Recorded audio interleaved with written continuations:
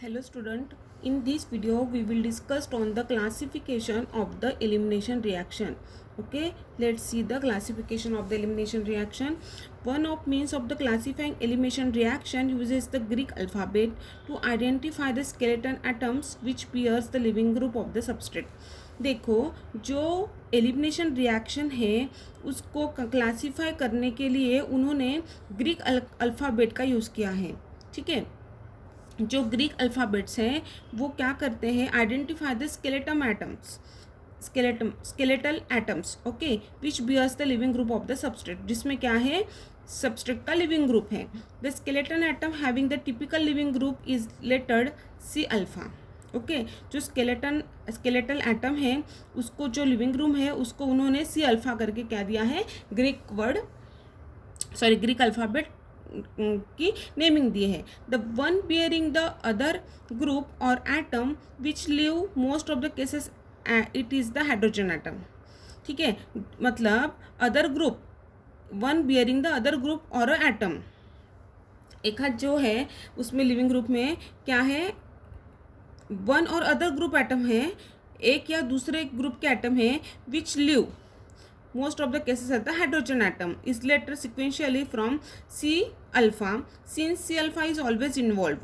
Okay, elimination reaction are grouped according to the high letter designation. high letter designation से उसे identify और ये करते हैं, क्या करते हैं, आइडेंटिफाई करते हैं. ठीक है, according to the higher letter designation. Okay, using this approach the reaction would be called alpha, beta and gamma elimination.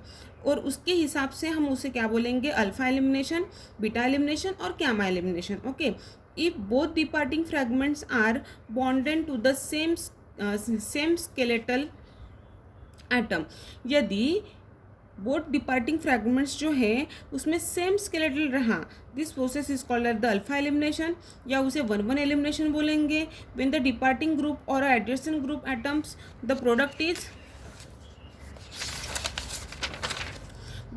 Always as alkene, the elimination is called as the beta elimination. मतलब जब देखो both skeleton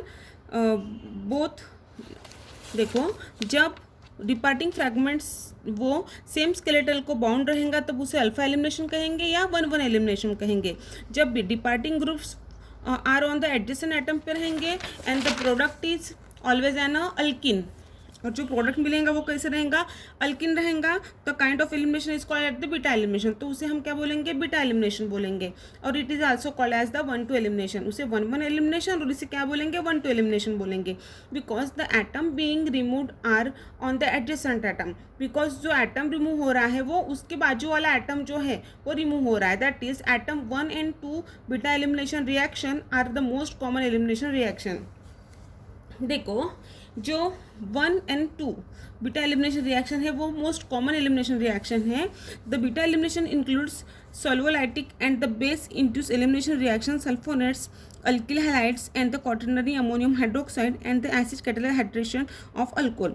जो beta elimination जो रहता है उसमें solvolytic and base induce elimination reactions of sulfonates रहते हैं, अल्किल हैलाइड रहते हैं, क्वाटरनियम अमोनियम हाइड्रोक्साइड रहते हैं and acid catalysed dehydration of alcohol रहता है. ठीक है, beta elimination reaction can occur by variety of mechanism. जो बीटा एलिमिनेशन रिएक्शन है वो वेराइटी ऑफ मैकेनिज्म में यूज किया जाता है.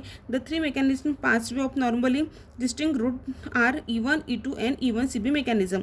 E1 means elimination unimolecular reaction, E2 means elimination biomolecular reaction, and E1 CB mechanism, elimination unimolecular conjugated base mechanism.